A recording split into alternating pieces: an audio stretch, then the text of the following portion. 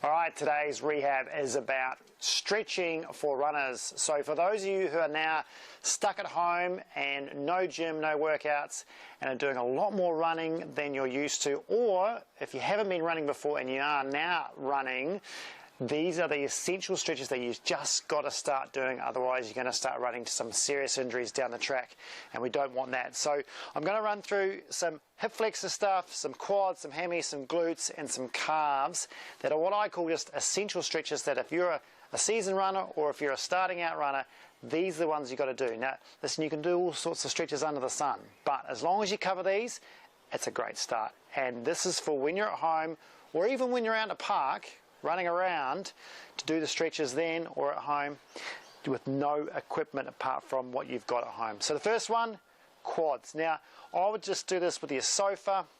You need a bit of a pillow underneath your knee though, because it's just going to be too hard on a hard floor onto your kneecap, so use a pillow underneath your knee. Now for this one, what you try and aim to do, if I show you this way, is when you come down onto your knee, this foot's got to be elevated up and you've got to put it back on something. Now, you can do all sorts of things with your foot to try and change the angle here, as long as you're getting a stretch down the front of the leg. Now, don't make the mistake of just lunging forward and going to here and trying to get a bit of a hip flexor stretch.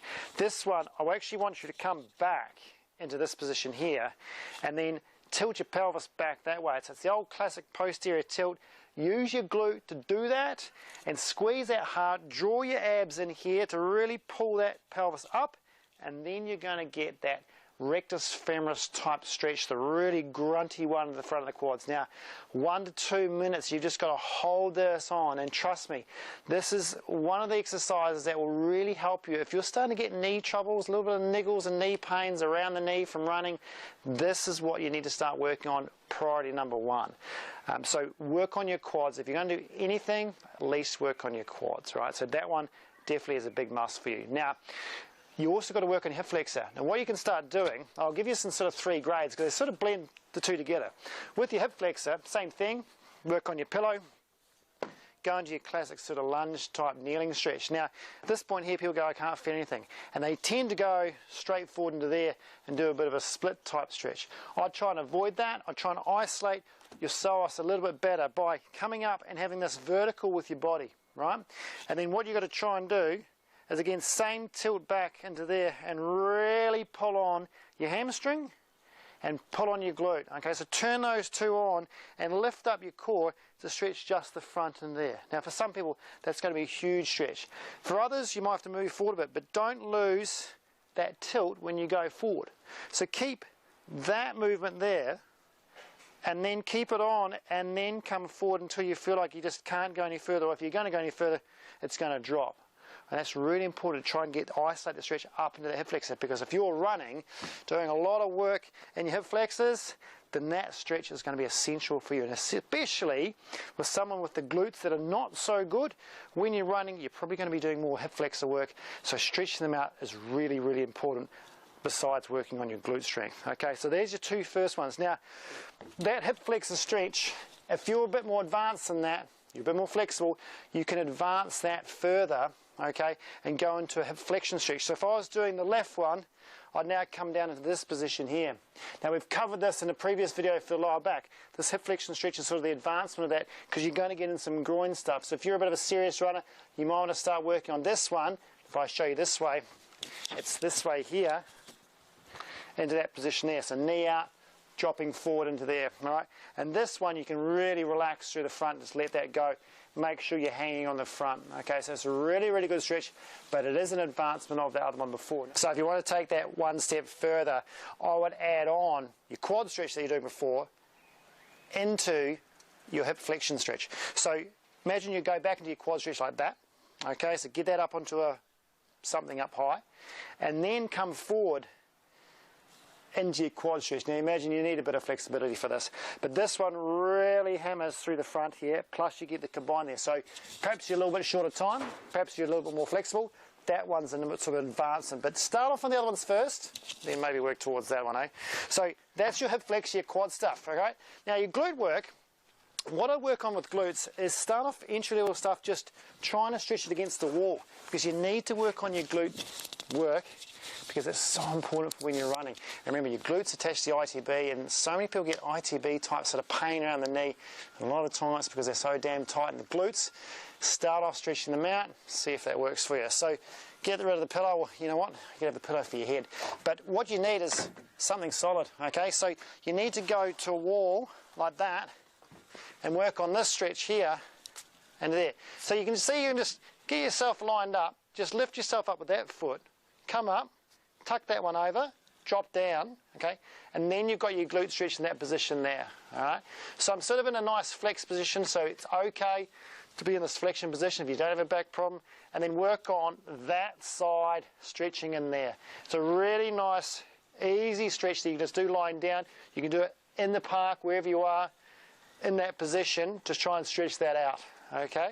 So that's an essential one for your glute. Now, if you find that one is just way too easy, and you're a bit more flexible, go up into sort of more of a bench top like this. So if you can try, get something a little bit higher, this might be a wall or something outside, come and have a look at this, is you go up and do the stretch in this position, okay? So put your foot up into that 90-degree position and then lean forward on the bench like that. Now this is going to target you here again, all right? But with this one, what you're trying to aim for is to not roll down like that. You're trying to actually be upright and then put some sort of pressure through your foot, and you can drop that knee out if you like, bend the knee, just trying to drop your body down but keep your lower back straight, okay? So not rounded, try and keep your lower back straight. If you keep your lower back straight, it's going to give a bit of a posterior tilt, which will target you better into that back of the hip. Better glute stretch with that, okay? So, that's your glute one. Now, hammies, they're a little bit tricky and a little bit controversial, hammies. Some people say, oh, I've got really tight hammies, but it might be more of a postural pelvic issue or a core control issue that you need to sort out, and that's why the hamstrings are hanging on. So some people stretch the heck out of their hamstrings, but it's not the hamstring that's the problem, it's the core that's the problem. If your core's okay and you're just stretching out your hamstrings because you're doing a lot of running and they're feeling tight, then work on this, okay?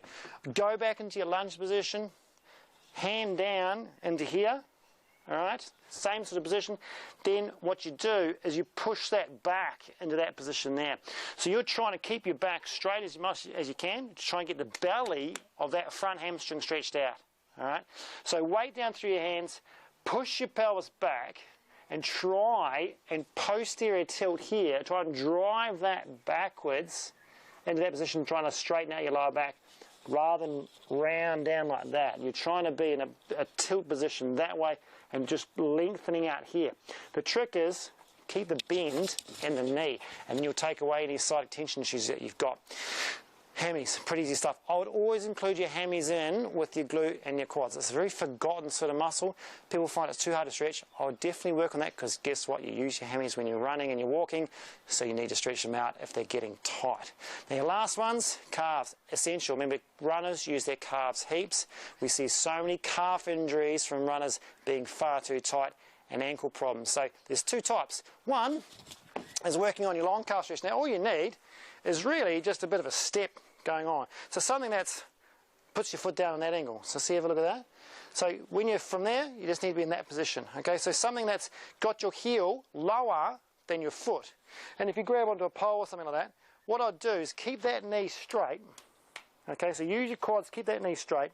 And then when you come upwards, step forward with your right foot, well, your front, the other foot, and then you're trying to keep the weight down through the back heel and push that heel as though you're dropping it down through the floor, keeping your knee straight.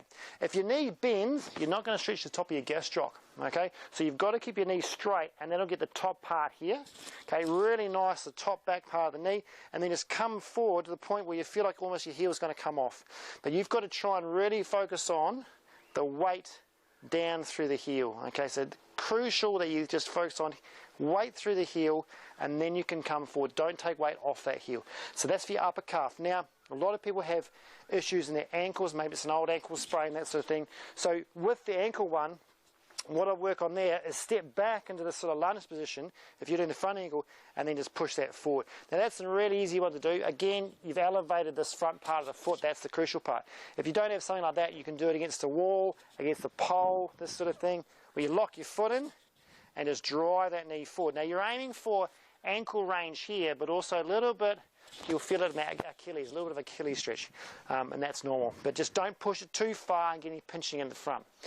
Right, so that's a lot. But remember, these are entry-level stretches. These are the ones that you should be doing regardless if you're if you're a runner anyway, or if you're doing a lot more running than you used to, or you're starting running.